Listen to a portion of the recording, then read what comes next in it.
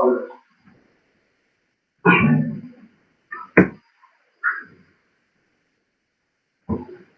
evening to everyone. I am Sujit. Welcome to the first day of Taiwan Career and Education Webinar Series 2021. The webinar is organized by Taiwan Malayali Association, cooperating with Sacred Heart College, Tevara, and educational consultant Mentors for You. The aim of this webinar series is to make awareness about the study and career opportunities in Taiwan. The speakers are discussing both about the educational opportunities, then criteria and educational qualifications need to meet for starting career in Taiwan. Before starting the webinar, I am welcoming Dr. Susan Zakaria for giving a short introduction about Taiwan Malayali Association. She is the Vice President of Taiwan Malayali Association. Welcome, Dr. Susan. Thank you, Dr. Sujit, for the brief introduction. Good evening, all. I'm Susan Zakaria, working in Taiwan. I'm here since 2016. There are many Indians who live in Taiwan for education and employment. We used to gather together for Indian festivals and other occasions in the banner of different associations, say Taiwan Malayali Association, Tamil Sangam, Taiwan Telugu Association, and many other regional associations. I am here representing Taiwan Malayali Association, which is a platform that brings together all Malayalis in Taiwan. We used to conduct programs like Onam, Christmas, Kerala Piravi, Vishu, and other sports events in an average of at least 3 gatherings per year. Prospective students can approach TMA for the follow-ups regarding this webinar. I strongly believe that this webinar will be helpful for one and all joined here. Thank you. Thank you, Dr. Susan. Actually, today we have 2 speakers. Our first speaker is Mr. Fredi Francis. Today he is talking about the internship, master's and PhD admissions in Taiwan. Currently, he is a PhD student in National Tsinghua University, Taiwan. He completed his master's from Cochin University of Science and Technology and bachelor's from St. Thomas College, Thrissur. He is an academic consultant and YouTuber. He is specializing in technology, science, and education through his channel, Sci-Writers. Here, we are starting the webinar. The presentation will be for 15 to 20 minutes. And after that 30 minutes question and answer section, you can type your questions below the live streaming after 10 minutes of starting the webinar. Here I am inviting Mr. Fredi Francis for delivering his speech. Thank you. Welcome, Fredi.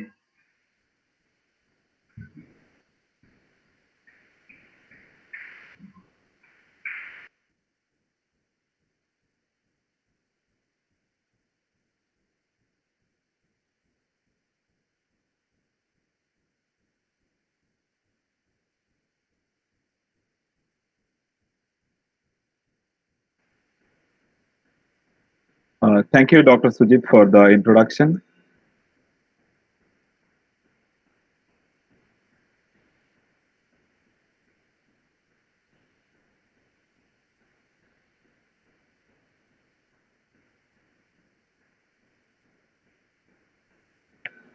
When I came to Taiwan 6 years ago, I never could have imagined that I'll be delivering a talk on Taiwan and Taiwan education system to an audience like this. In this Taiwan Career and Education webinar series, I'll be talking about the admissions to Taiwan universities, which opens up a door towards higher education. A small nation in the Western Pacific, Taiwan has emerged as a vibrant powerhouse in the world economy. It has secured a leading role in numerous industries worldwide, particularly on the IT front. Many people are confused about Thailand and Taiwan. I would like to present a brief introduction. Taiwan is an Asian country which is near to the Chinese coast, and the neighboring countries are Japan, Vietnam, and Philippines, as you can see in the map. You can see Thailand, Indonesia, and India marked in the map as well. The area of Taiwan is quite small, which is 3,600 square kilometers, and the population is 23 million. The languages here is Mandarin, Taiwanese, Hakka, and indigenous languages. Time zone is Taipei time zone, which is GMT plus 8 hours, which is 2.5 hours ahead of Indian Standard Time. The currency in Taiwan is New Taiwan dollars, and the exchange rate approximately is 2.6 as of now. The electric supply system is 110 volts at 60 hertz and have additional 220 volt sockets for air conditioners. But most of the daily use equipment use 110 volt supply. Taiwan enjoys warm weather all year round. Weather conditions fluctuate during spring and winter, while in summer and autumn, the winter is relatively stable. The average temperature is 28 degrees in summer and 17 degrees during the winter. About an education system in Taiwan. In Taiwan's current education system, students may study for up to 20 years. So 6 years of primary education, 3 years of junior high school, 3 years of senior secondary school, and 4 years of undergraduate program for a bachelor degree, in which there will be a research program incorporated as well. Some universities require the students to complete an internship for this. It can be a paid internship or an unpaid one. As internships are an income source and a gateway to companies, many students prefer internships. As a forward, I would like to see that they are not a shortcut to work in the label of studying, and there are strict rules to regulate them. There were many cases in which foreign students were being tricked into getting to these internships by paying a large sum of money to agents or education consultants. 1 to 4 years of a postgraduate program, master degree. The master program in Taiwan is more or less like the MPhil course in India and incorporates pure research project. As master programs in India are considered, a student can qualify their master's degree merely by studying or doing a name-check project in at least some cases. But here, the completion of a project is important and is a major requirement for completion of course and may delay the graduation. I'm not saying this to instill some sort of fear, but explain the program requirements. The PhD program may vary from 2 to 7 years, and if you are very talented, you can graduate in 2 years, and sometimes it can be as long as 7 years per regulation, or even more depending upon your project and research guide. There are 163 plus universities in Taiwan, comprising private and national universities. They are divided into universities, tertiary colleges, universities of science and technology, and technical colleges. After introducing the educational system in Taiwan, I would like to invite your attention why you would do your higher education in Taiwan. A small nation in the Western Pacific, Taiwan has emerged as a vibrant powerhouse in the world economy, as I told earlier. It has secured a leading role in numerous industries worldwide, particularly in the IT front. To keep the country's higher education competitive, Taiwan pays now investment, and it's aware of many other countries which are funneling much more resources towards their higher education sectors. So over the past 5 years, Taiwan has set large incentives for universities to further upgrade their quality of research and teaching. And a good number of them have made big strides and even become forefront in various global appraisals. Under government's performance-oriented initiative, the more outstanding a university proves itself, the more subsidies it can get. In Taiwan, students can pursue higher learning at 2-year and 5-year junior colleges as well as universities and colleges. Like in many other countries, university undergraduate programs require 4 years of study, internships from 6 months to 2 years that are sometimes required. Graduate programs leading to master degree requires 1 to 4 years, and those for a doctorate 2 to 7 years, as we have discussed earlier. So Ministry of Education have collaborated with local universities and colleges to set up higher education standards, and institution evaluations are aimed at determining if universities have carried out their respective development plans, and targeting the individual departments of universities and colleges. Program evaluations focus on their faculty, teaching, research, and services. Furthermore, the Ministry of Education urges local universities to secure the accreditation of various international institutions. So there are 163 plus universities, colleges, and junior colleges in Taiwan. Technology tops the list when students of Taiwan choose a field of study as their academic specialization. As Taiwanese universities become increasingly geared towards the general public, faculty reform is regarded as a crucial link. Currently, more than 80% of the faculties at Taiwanese universities hold doctoral degrees. This resulted from the 40% jump over the past decade. Furthermore, a third of collective faculty is accounted for by professors. As far as the quality of university faculty is concerned, Taiwan is generally recognized to be superior to China and Hong Kong. So, international focus, technological advancement has all but removed the boundaries dividing nations and markets. Today's the university students, like most of the people who are watching this webinar, are thus granted mobility, virtually unthinkable for their predecessors just generations ago. To help students broaden their international horizons and familiarize themselves with other cultures, a total of 34 universities in Taiwan have entered into joint dual degree partnerships with international counterparts. Joint dual degree students are allowed to study at two separate locations to earn their degrees. Most universities now require students to pass accreditation of their English competence upon graduation. Meanwhile, a growing number of universities are offering English taught courses and programs, which is surely a practice beneficial to international and local students alike. The past several years have seen significant increase in number of international scholars and students who come to Taiwan for visits and studies. Over the past 5 years, the number of international students in pursuit of an academic degree in Taiwan has raised up to 91% and is because of the subsidizing enrollment of international students. Taiwan's IT industry weighs heavily on the world, but it is more important to recruit the best talent from around the world to keep its innovation going. As such, the Ministry of Education joined forces with the industry and academy to devise the Industrial Technology R&D Master Program, a curriculum aimed specifically at international students. After earning their degree, they can go on to work to the companies participating in the program. So, launching a TIGP program. So, I would like to say something about TIGP program, and one of my friends will be having an elaborate talk on that one. So, it's conducted by Academia Sinica, which is the most prominent academic research institute in Taiwan. Several of its academicians are Nobel laureates. To help to grow interdisciplinary talent, several higher education universities in Taiwan joined their hands with Sinica to launch the TIGP. So over the years, TIGP students have accumulated a proven track record.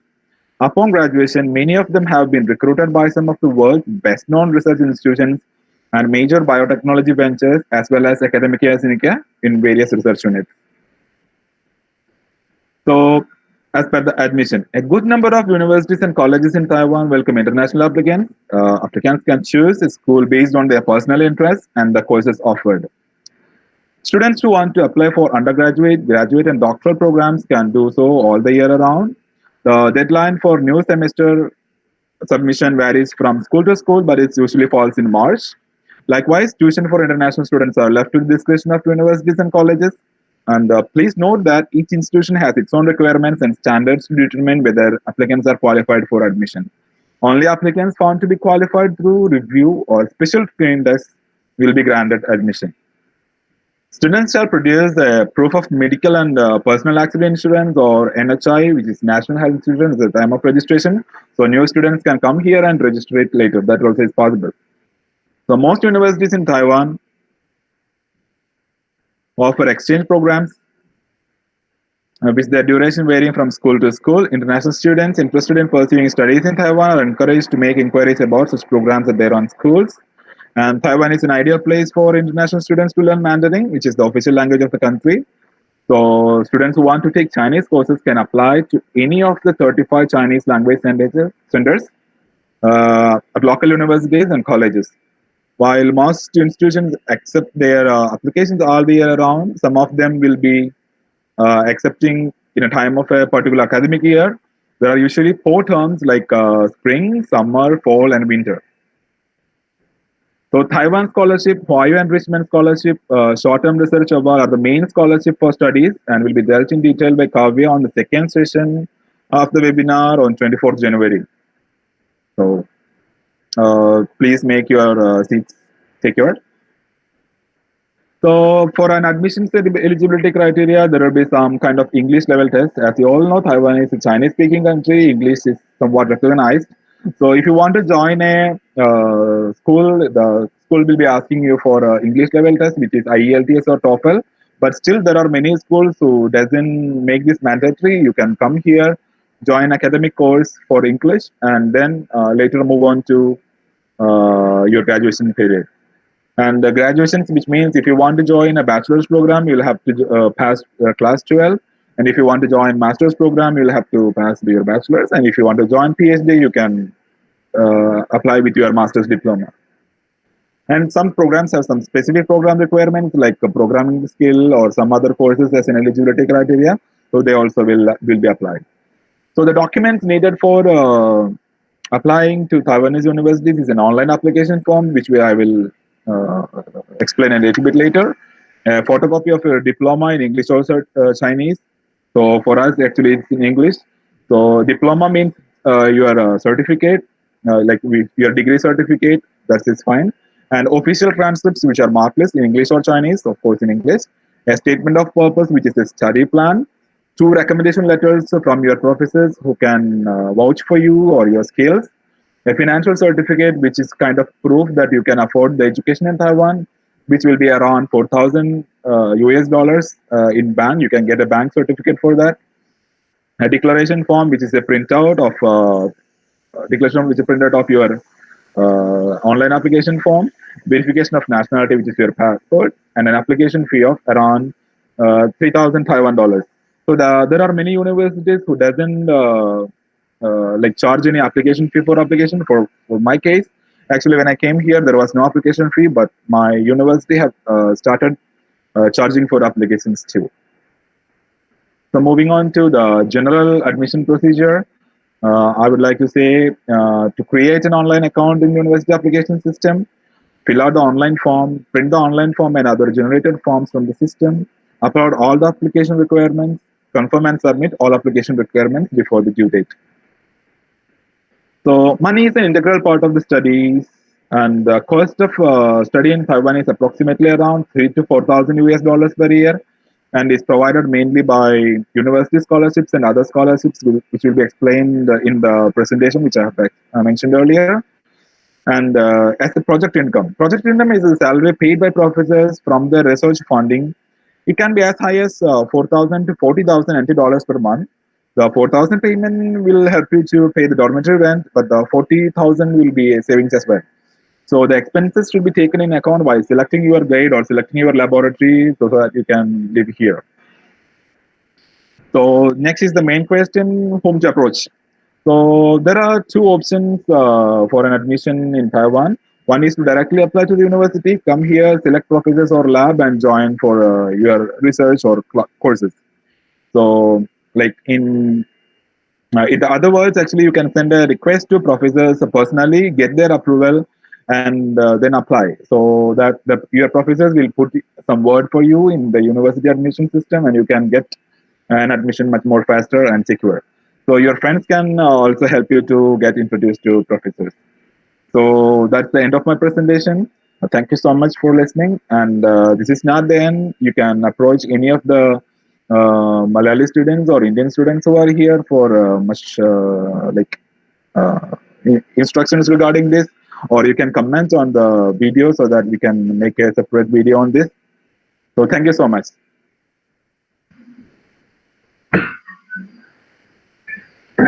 Thank you, Fredi, for your informative presentation. Now we can start the question and answer section. Actually, we received a plenty of questions previously also in email and in WhatsApp. Now some people are asking the questions in YouTube streaming also. Actually, the first question, that is a very interesting question. Do you know how to write in Chinese? That question to you. Yeah, that's an interesting question. Thank you so much for asking. Actually, my Chinese education started when I came here, and I had to apply for a course which is 4 and 4 credits. That's like in 1 year I have to earn 8 credits in Chinese to qualify my PhD. So I went to those courses and started learning Chinese pretty well. And me and Sujit were classmates in Chinese class, and we were somewhat kind of able to write Chinese. But as the 1 year passed, we didn't, not at least me, I didn't keep back up on this one, and I lost my writing skills. But still, I can understand basic Chinese words. I can go to market and buy things. Yeah, my writing skill is very bad, but still I can understand Chinese and somewhat manage day-to-day tasks.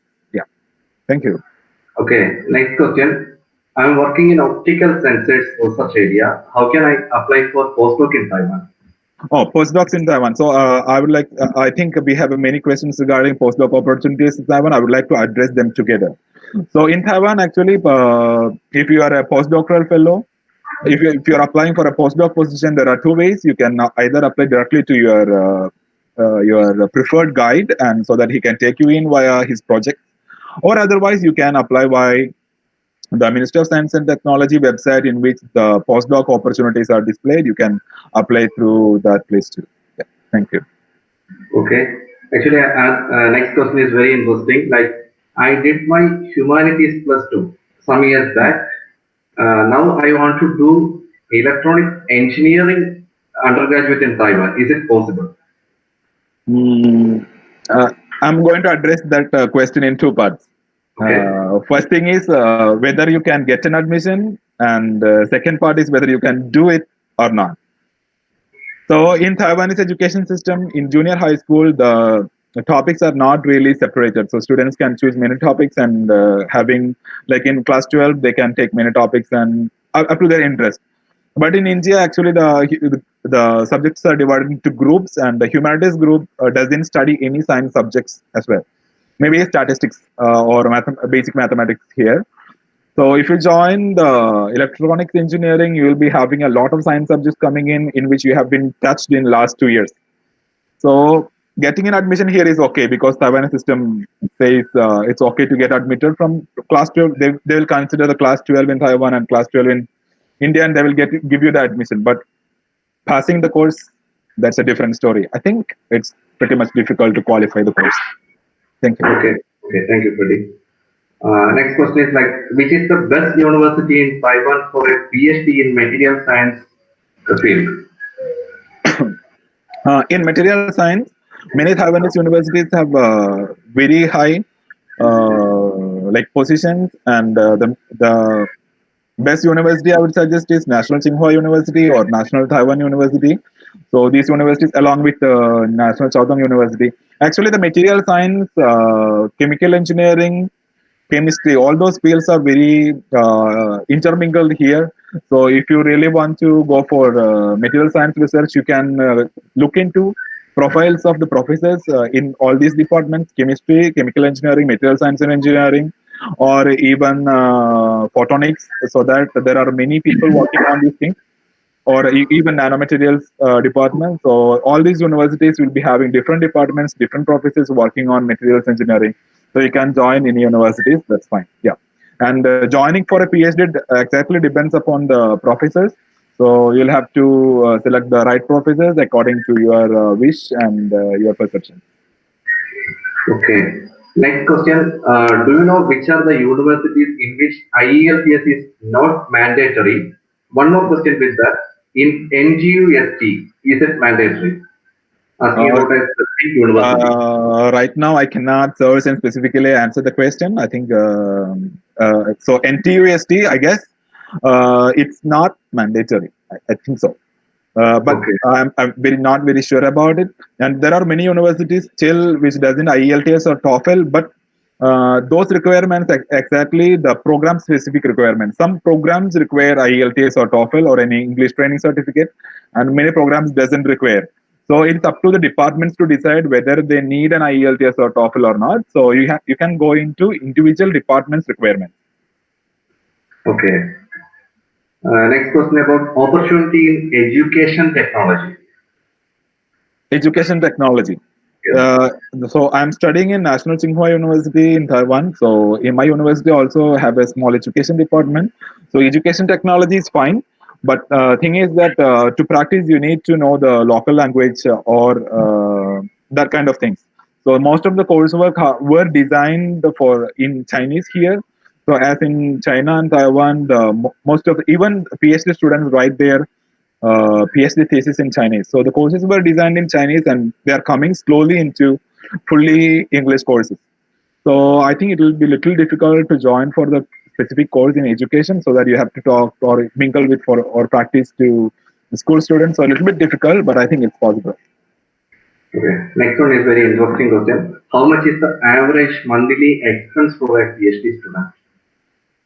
Monthly average expense for a PhD student. Okay. Yeah. So I'm a PhD student. I joined Taiwan. I came to Taiwan 6 years ago.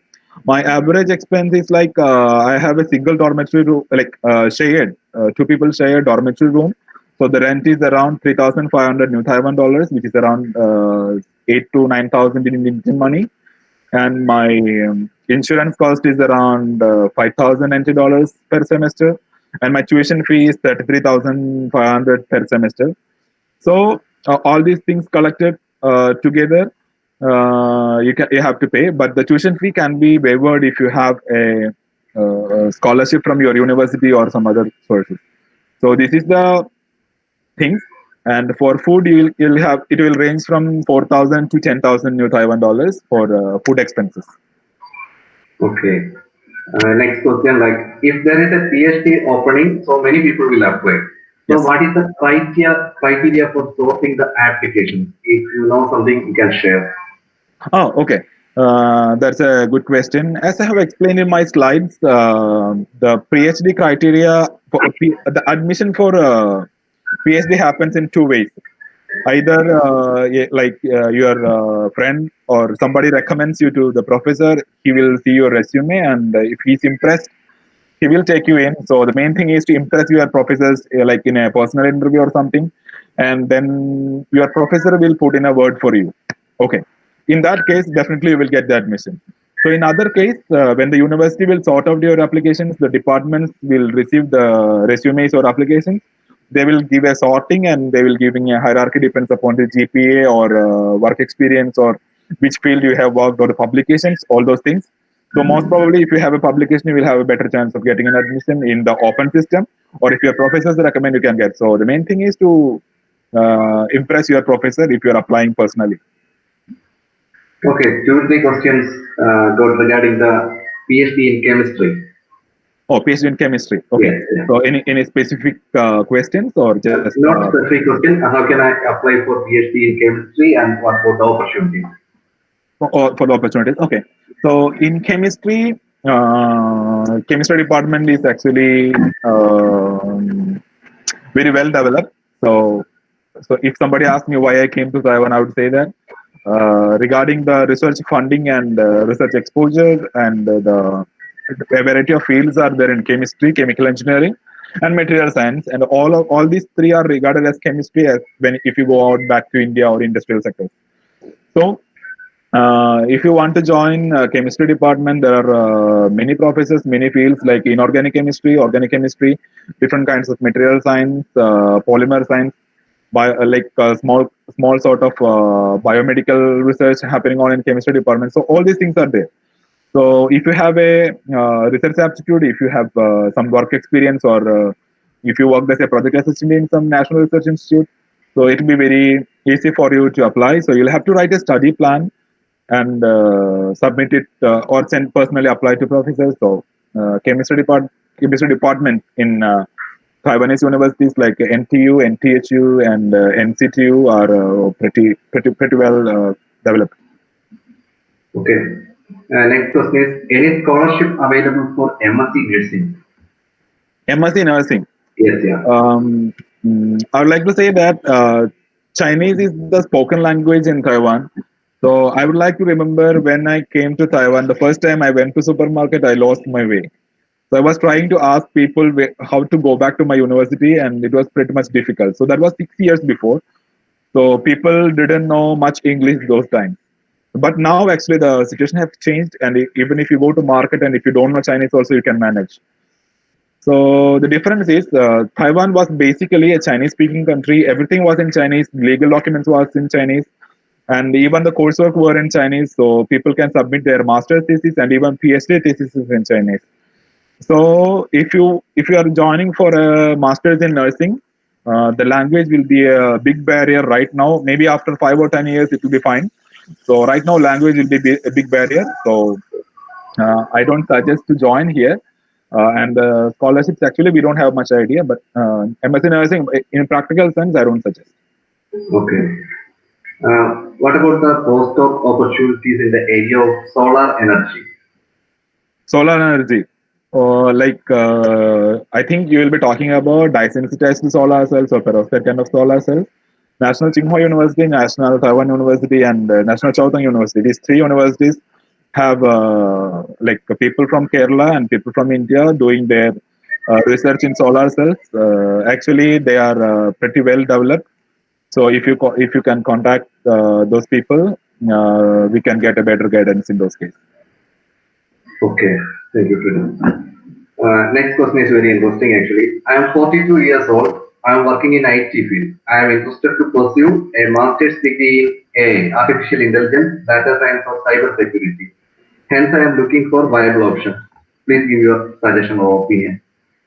So I would like to say that Taiwan actually there is no age barrier for PhD students. So if he's an IT professional completed his masters, he can join some company in Taiwan and do a part-time PhD, which is possible if the company sponsors him. Otherwise, he can freshly apply as a PhD student in these corresponding fields in which like the AI or data science are receiving much higher funding than all those other fields. Even the normal fields have seen some cut down in their funding, where the AI and data science have received much higher attention in recent years. Okay. I have completed BE in mechatronics. I am interested to do masters or MBA. Can I get the details? So masters in mechatronics can be done because here actually the mechanical engineering, electronics and robotics groups are very much active. So you can join in any universities in Taiwan. You can select the universities depending upon your professional preference or the professors. And doing the MBA, I think there will be many questions regarding masters in doing an MBA. So MBA is open to admissions here. MBA in many fields are available. So most people take MBA in international relations or international management, international business management. So which is IMBA. So these courses in my university, the admissions are only in for fall semester, which start the spring semester beginning, like February. The admissions will start. Like the application time will start. The admissions will be in September, I think. So these departments are well known, and many of the people who have done these MBAs have been placed in Taiwan. So. Okay, next question. Could you please explain PhD opportunities in photochemistry? Photochemistry. Yes. Photochemistry. So I think I am a chemist myself. I'm doing my PhD in chemistry. So basically, I'm an organometallic chemist, but I have a little exposure in photochemistry when I was doing some project in Cochin University of Science and Technology. So photochemistry combines both organic synthesis and photochemical reactions. So this research in my university, I don't there are many professors who do pure organic synthesis. And if you are interested, you can approach those professors who give the freedom to do photochemistry as your research project. So it's possible. So the photochemical reaction is actually photochemistry is actually part of organic synthesis. So it comes under. Okay. Next question. Any scope for doing MSc in geology or geography in Taiwan? Geography, we are not sure, but geology, we have an Indian student who is doing PhD in Academia Sinica. So in geology, much higher studies are available. So they can do masters or PhD in geology in NTU or Academia Sinica connected. Yeah. Okay. Next question. Please explain about the PhD opportunities in ecology and environmental science and the scholarships available. Scholarships actually doesn't depend much on the department or the field of study. It depends upon your professor, your excellence, or your publications, your marks, and everything. So ecology and environmental science are those departments are there in my university and many other universities. So they offer masters and PhD courses, and they have a pretty well established system here. Okay. Okay. Next question. Is there any website which updates about the available PhD positions? In Taiwan, actually, PhD position. No, I would like to say that there are no available PhD positions so far. It's like if your professor have enough funding, he can take any number of students in his group and guide them. That's it. So if it completely depend upon your professor's funding. Some professors will personally say their PhD students that there are some opportunities available, or like some professors having enough opportunities will say to other professors or advertise them. And when students apply to universities, they will take in the students and then allot to different professors. So all these things happen. So there is nothing like an available PhD position in Taiwan. You can apply to universities or professors in personal, but there are like some slots available, depends on the funding, which the professors will inform their students in many cases. Yeah. Okay. Next question is very interesting. What are the main challenges of studying in Taiwan? Main challenges of studying in Taiwan. Okay, Yes. that's a tricky question. So I'm here for 6 years. 6 years. I think I am saying that in too many times. So 6 years, I felt like Taiwan people are very friendly, but if you want to travel extensively or explore Taiwan, you should know a little bit of Chinese, which you will be learning in your first year. And food is actually a little bit difficult. Food. Yeah. Studying is like if you have to survive, you need food. So the dormitories is just living place. You will have to find your own food, or you can cook in some dormitories, but most of the dormitories doesn't allow cooking. So food is an issue. And the next thing is Asian professors are much more expecting than like the normal things happening in the field. So sometimes your professors can be pretty much like strict or expecting. So you'll have to work harder than like experienced in India. So that's one more thing.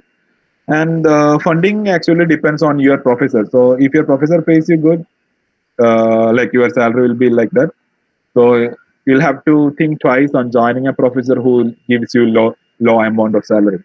And sometimes the PhD, how to say, duration can be a little bit longer. So there is stipulated time for 7 years, 4 to 7 years, and depending upon your professor and your research field, can be a little bit longer. And even masters actually 2 years or 2 to 4 years is the stipulated time. So 2 years if you are pretty well, everything is fine. And if your project is not going so well, so your masters can even be 4 years. So those things have to be considered when you select a lab or even select Taiwan as a like place of study. Okay. I think PhD criteria also will change with professor to professor, right? Yeah, PhD graduation criteria also change from professor to professor. So some professors, if you are somewhat okay, they will like kind of graduate kick you out in 3.5 to 4 years. Some professors will hold you until they have their targets achieved. And from department to department, the graduation requirements also differ. So it's like some department require you two first order papers, or even some department require one first order paper, or some departments like the requirements is like 3.5 impact factor or 4 impact factor of all your papers collected together. So depending upon departments, the requirements may vary. Okay. The next question is like, is it possible to get PhD admission in physics even without research exposure and publication? Without research exposure, getting a PhD application in physics is if you're a fresher, it will be fine. You will have to make a study plan which looks pretty good. You have to impress your professor and apply by direct. Or if you have a high GPA or high CGPA, you can apply to the university as well. But if you have a research experience, and if you have some kind of small publication, or like big publication, of course, small publication, it will be pretty much easier to secure an admission. Okay. The next question is, how much is the postdoc salary per month? Postdoc salary is like slightly variable in according to your project plans, but it is somewhere around 50,000 to 60,000 NT Okay. dollars. Yeah, 50,000 to 60,000 NT dollars. You can please tell in INR also, then that will be helpful. Okay. INR is like one INR is around 2.6. Yeah, 2.6 right now. Yeah, it's 2.6. Next question. Actually, please explain more about masters in engineering and the postmasters opportunities. Engineering, masters in engineering. Yes. So we have many students who are doing their masters in engineering in various, like most of the students are doing in science and engineering fields in Taiwan. So arts and humanities subjects, we don't have much people doing, like foreign people doing, not foreign, Indian people doing arts and humanities subjects here. But most of the people are doing their masters and PhD in science and engineering. So many options are available, many departments are there, many fields are there. You can apply them, and if your Chinese is somewhat good, or at least your spoken Chinese is somewhat good, you can get some job opportunities too. Okay. Actually, next one is very crucial question. Like, is it good or bad for depending consultancy or institution for admission? Oh, one more time. Consultancy or institutions, like they are meaning the agents. If they are approaching agents for admission. I got the question. So Yeah. the consultancies or institutions. Okay. For admission, I'm saying about admissions actually. For admission, yeah. Taiwanese universities doesn't give any authorizations to universities to completely do their admission. Actually, the admission procedure is done by each university themselves.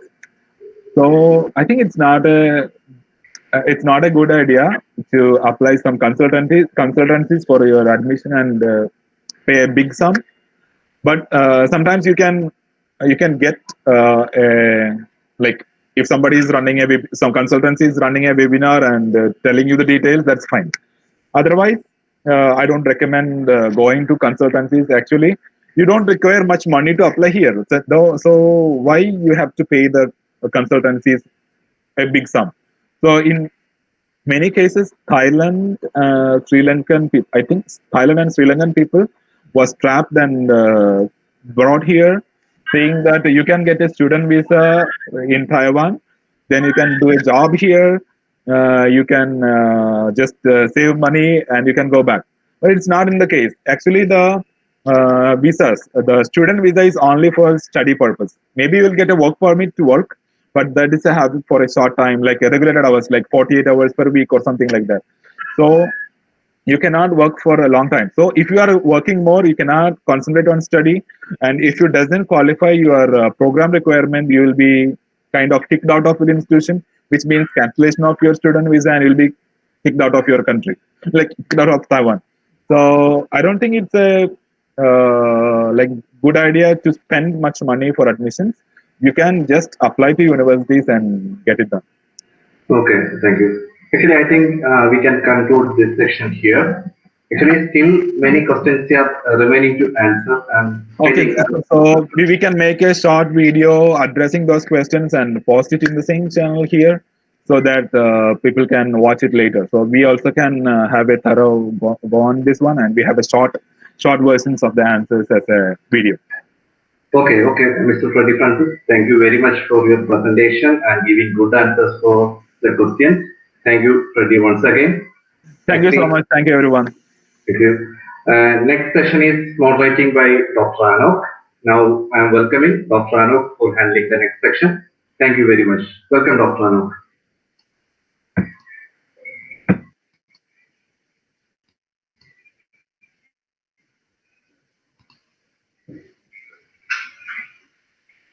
Thank you, Sujit, for your introduction, and good evening all, and thank you for spending some time with us today. Welcome to the second session of today's webinar, hosted by Taiwan Malayali Association in associating with Sacred College, Tevara, and educational consultant and career counselor Mendes for you, and myself, Anok. Let me introduce you the webinar structure. I think already Sujit has explained, but once again, I wish to say. The speech is designed for 20 minutes PowerPoint presentation, and 10 minutes after starting the talk, you can enter the questions or doubts at the comment section of the live streaming. Once the talk has been finished, there will be a question and answer section for another 30 minutes. If our discussion is going beyond 30 minutes, we will stop then and we'll do a separate video for the unanswered questions and telecast soon. For today's second webinar, the topic is interdisciplinary biomedical research in Taiwan. As we know, the complexities of healthcare systems have been increasing day by day, so it is necessary to adopt scientific and technological innovations from interdisciplinary collaborations that is very relevant for the rapid development of biomedical research. So, the demands for experienced biomedical researchers are very high, and this presentation discusses the opportunities or advantages in doing biomedical research in Taiwan. And today, our speaker is Dr. Gils. He is working as the postdoctoral research fellow in the Department of Chemical and Material Engineering at the Chang'an University, Taiwan.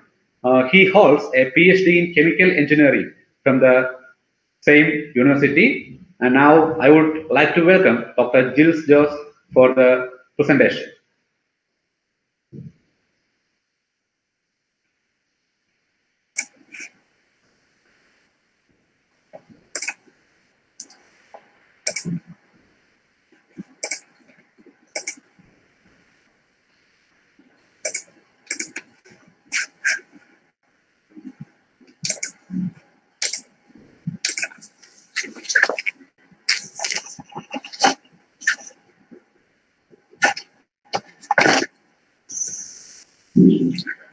Good evening all, and welcome to my presentation.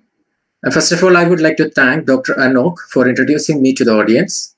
And as he mentioned in his introduction, today I'm going to talk to you all about interdisciplinary biomedical research in Taiwan. As we all know, today the whole world is going through a very difficult situation, and the people, especially the healthcare professionals as well as the researchers, are doing their best to save this world. If we go through the developments of past few decades, we can see a tremendous breakthrough in healthcare and biomedical sector, which makes us more curious about the biomedical research. And this presentation focuses mainly on biomedical research opportunities in Taiwan. So before moving to the key parts of this topic, I would like to make a clarification regarding the multidisciplinary and interdisciplinary research, especially the interdisciplinary and multidisciplinary biomedical research. In general, both multidisciplinary and interdisciplinary research uses the ideas or the informations from different disciplines. But in case of the multidisciplinary research, although the people from different disciplines are sharing their research goals and working to solve the same problem, they look at it from their own discipline's perspective. On the other hand, in case of interdisciplinary research, the team of different researchers from different disciplines integrates informations, data, techniques, and ideas for the fundamental understanding to solve the problems where the solutions are beyond the scope of their single discipline. And when it comes to the interdisciplinary biomedical research, traditionally the researchers perform the biomedical research with their departmental boundaries. However, as we are witnessing so many technological developments in the recent years, we need to rely on different disciplines. So sometimes, like some researchers may be able to explain the role of targeting ligand on the cancer targeting, but sometimes he may not be able to explain how a nanoparticle is interacting with the cell surface. So in this way, maybe sometimes the researchers are not able to answer all the questions, and as a result, sometimes we need to depend on different disciplines. So we can say that if you wanted to complete a biomedical research, you need to depend different disciplines like applied chemistry, life science, engineering, computer science, or applied mathematics to carry out a successful biomedical research. So the interdisciplinary biomedical research is divided into different sub-areas. This includes biomedical devices, sensors and systems, photonics, nanoscience and quantum technology, nanotechnology and NEMS or MEMS, then the medical imaging, and information theory and application. The first category, the biomedical devices, sensors, and system, refers to any device that can be used to measure or to alter the biological properties of a living system. And the second category, the photonics, nanoscience, and quantum technology, it refers to the materials or devices that can be investigated using the light and electromagnetism. And nanotechnological systems, as well as nano or micro electromechanical systems, is also used for a wide variety of biomedical applications. And the next category is the imaging systems. And the imaging technologies are used for various biomedical applications, ranging from the microscopy to the whole body imaging. And finally, the core topic of information theory, including the efficient storage, compression, and transmission of informations, applies to a wide range of domains such as communications, genomics, neuroscience, and statistics. So now let us come to the biomedical and healthcare sector in Taiwan. Taiwan's healthcare system is one of the best healthcare systems in the world and ranked one according to the Business Magazine report 2019. In addition to this one, Taiwan is reporting so many interesting news recently that represents the growth of Taiwan's biomedical industries. And recently, Taiwan have inaugurated a biomedical experiment center to perform testing and trials of new medical devices. This indicates that the converting rate of the research outputs into a product level is increasing in Taiwan, and that is the reason why the government is forced to inaugurate this kind of a center, which makes the testing procedures more easy. And the development or the interesting news from Taiwan is not limited only to these kind of innovations, but in addition, we can see so many new research outputs that obtained as a result of the collaborative work between the universities, hospitals, and the industries. So here, as shown in this slide, you can see that to make the surgical procedures easier, or to understand or to identify the possibilities for the cancer, so different techniques are developed.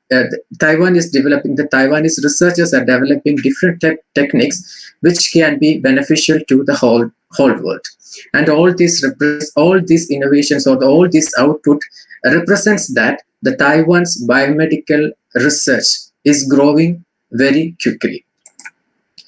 And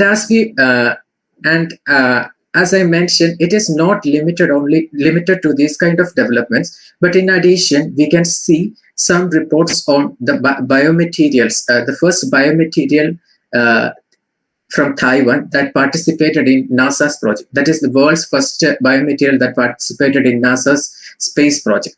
And that is also shows how fast is the Taiwan's development. And as we all have noticed in the newspapers recently, during the coronavirus situation, Taiwan did their best to overcome this pandemic situation, the coronavirus situation. They tried their best to develop the antibodies or to develop the vaccines in collaborations with different pharmaceutical industries such as Adimmune Corporations, Medigen Vaccine Biologics, and United Biomedicals. And the report shows that the Taiwan's Food and Drug Administration gave the permission to perform the phase 2 trials for these COVID vaccines. And Taiwan's biomedical industries are divided into 4 different categories. The first category is applied biotechnology, and which aims mainly on agriculture, food, specialty chemicals, and so on. And the second category is pharmaceuticals.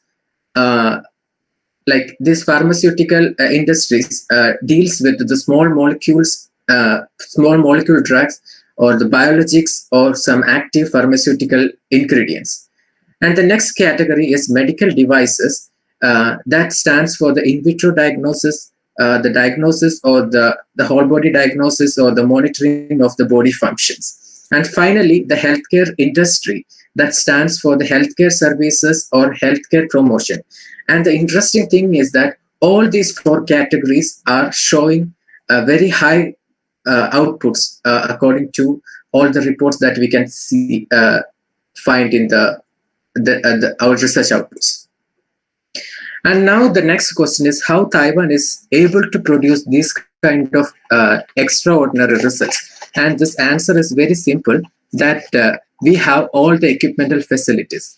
So if you go to any research centers in Taiwan, it is very easy to say that we can find almost all the equipmental facilities that is required to complete a biomedical research in a very productive way. And here I have included some of the instrument facilities that is commonly available in almost all the research centers. So in addition to that, these kind of instrument facilities, we have a well-equipped laboratory facilities in order to perform the material preparation or the material characterizations, or to perform the in vitro experiments as well. And in case of biomedical research, one key thing is that we need to perform some animal experiments in order to complete a biomedical research. So the facilities to perform the animal experiment is a key factor that determines the success of a biomedical research.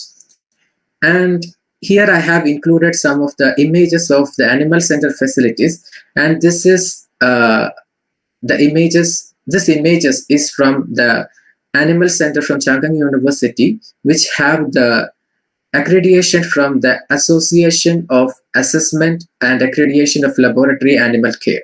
So which is a world-renowned accreditation for the animal laboratory facilities. And now I would like to introduce some of the universities in Taiwan that have a well-established biomedical research facilities. So the Taipei Medical University as well as the Chang'an University, these two universities are very famous for the biomedical research in Taiwan. So it is very interesting to know that the ranking of these two universities are below 500 according to the QS World Ranking. And in addition to this, we have the National Taiwan University, which is the university that ranked 1 in Taiwan's according to Taiwan's ranking system, and which ranked around 66 according to the QS World Ranking system.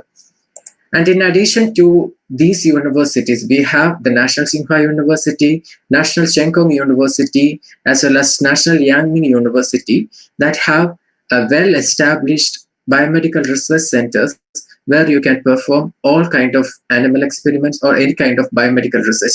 And as shown here, the QS World Ranking of all these universities are below 300. So as I mentioned, we have many universities in Taiwan that ranks below 500 and that have many better research opportunities, especially the biomedical research opportunities. And it is very interesting to note that it is the research facilities are not limited only to this kind of universities. In addition, we have a well-established national some research institutes like National Health Research Institute or the Academia Sinica, or some research centers that having the biomedical research centers. And the National Health Research Institute is one of the best research center in Taiwan that provides a huge fundings, especially for the promotion of biomedical research. And all these research centers and the hospital research centers are giving very interesting outputs from their research. And it is very interesting to know that here most of the hospitals are promoting research in addition to their clinical facilities.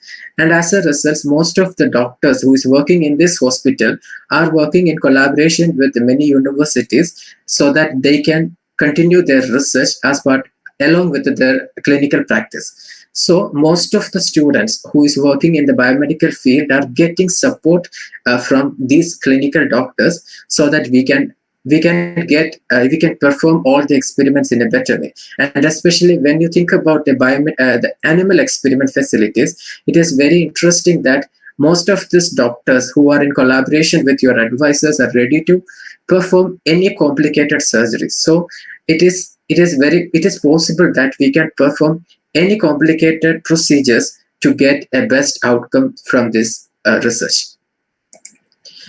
So as a summary, I would like to say that Taiwan is like we can consider it's like a research hub. So especially for the biomedical research, because we have all the facilities to get a very good outcome, especially in this field. So here I would like to say that those who are very interested to continue their studies in biomedical research, whether they are from the biomedical background or from the molecular biology background, they can approach these universities, or they can utilize these university facilities, so that we can work together to get a better outcome for the success of the future world. And here I have included some of the links that I have mentioned in this presentation. So I think this will be very useful for most of these people who are interested to find more details regarding the things that I have mentioned here. You can go through these links. This includes the links for different universities or some research centers or some interesting news, so that you can follow this link, so that you can find more information for to make a decision, like whether you wanted to do some studies here or you wanted to do some work here. So it will be very beneficial for almost all the people, those who are interested in this field. And that is the completion of this presentation. So thank you so much for giving attention for my presentation.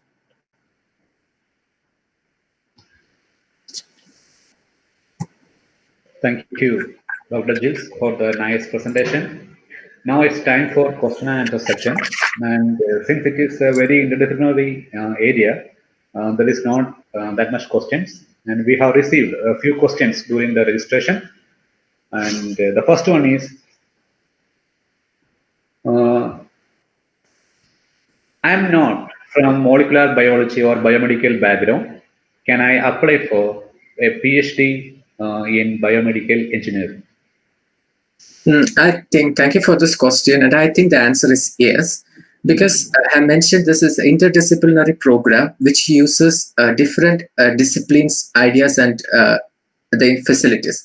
So it is not necessary to be a biomedical graduate or the molecular medicine from a molecular medicine background in order to get an admission for this research in biomedical research, especially the interdisciplinary biomedical research program.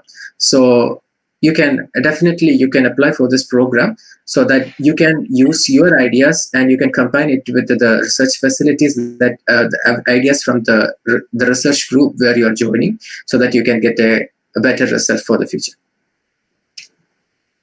Okay, another one is, what are the advantages in doing biomedical research in Taiwan compared to India? It's just a comparison between India and Taiwan. What are the advantages? Okay, I'm not very sure how correct is my answer, but definitely I can say that the primary advantage is the technical facilities that is available in Taiwan. Especially like whenever you wanted to do any kind of experiment, we have all the facilities to perform all the characterizations or to perform any experiment. So that is the primary advantage. And in addition, I have mentioned, like, we have the collaboration with the many hospitals. So as a result, if you wanted to get any kind of guidance, some clinical doctors are available, and they are even ready to perform the clinical surgical procedures, so that you can perform any complicated experiments. So that is the major advantage that I can find, like when you are doing some biomedical research in Taiwan. So I think maybe India also have some facilities, but I don't think like that is up to the facilities that is available in Taiwan, whether it is in terms of the technical facilities or the collaborations and all. So I think that is the major advantage. I think the answer is clear. And The another one is, if I get a chance to do PhD in Taiwan, should I need to design my own project?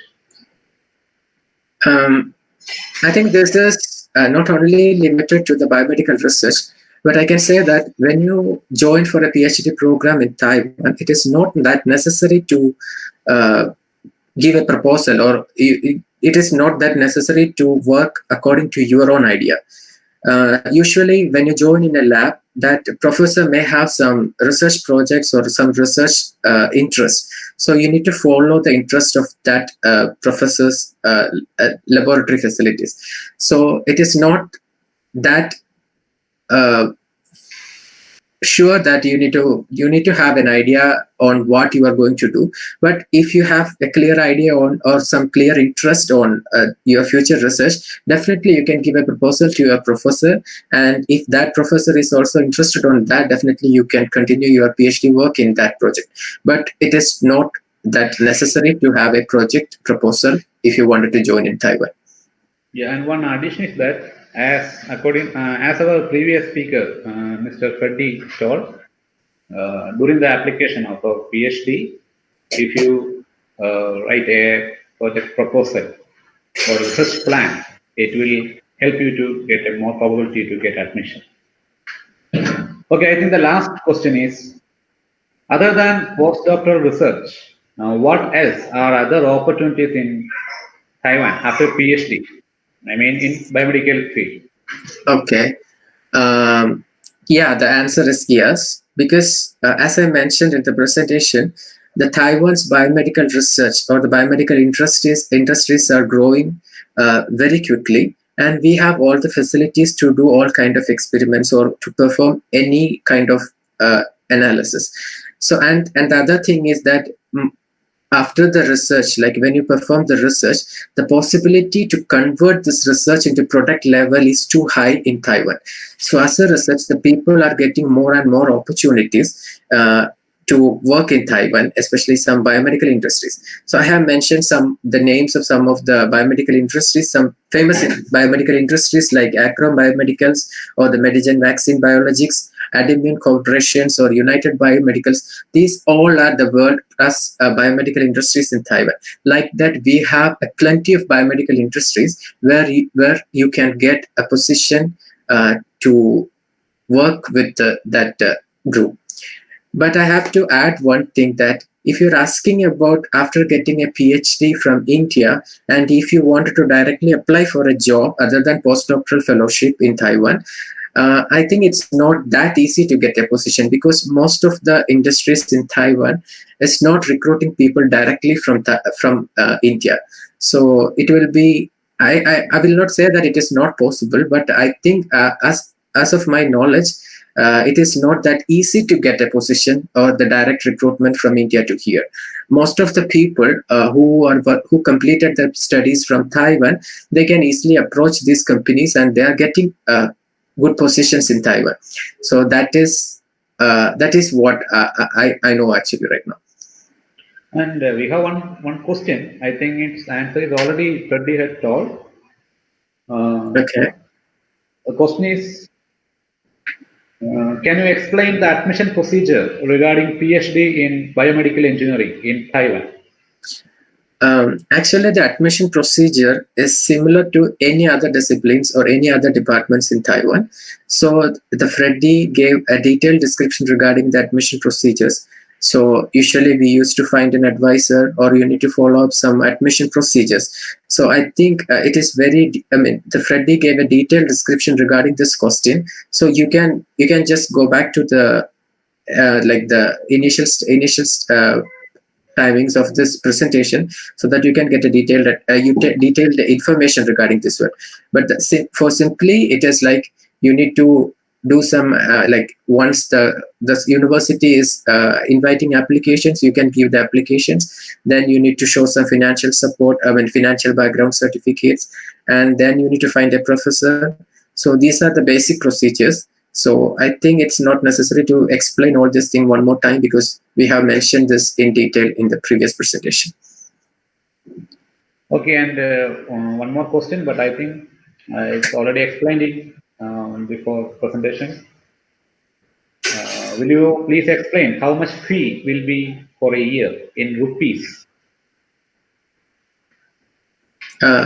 You mean like the tuition fee and all, right? I think tuition fee. Fee means, yeah, tuition fee should be tuition fee. Okay.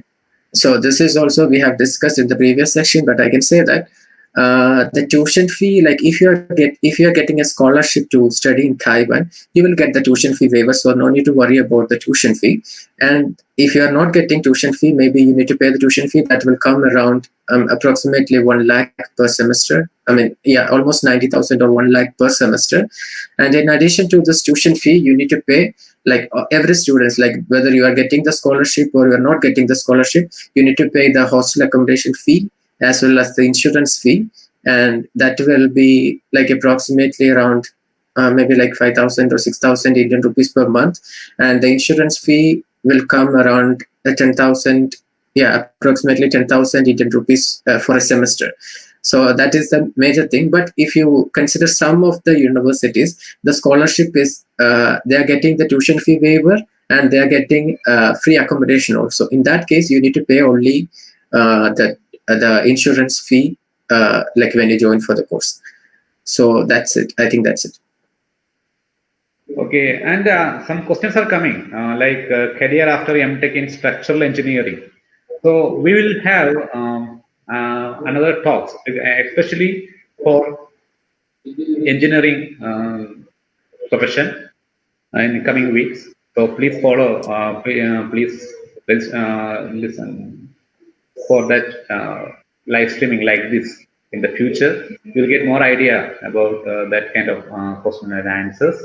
And since this kind of questions are not relevant for this topic, I'm not asking. And I think that's it for that's all the questions. And thank you, Gils, for the nice presentation and question answer section. And Thank you, Anok, and thank you. If you wish to learn more about the topic, please feel free to email us.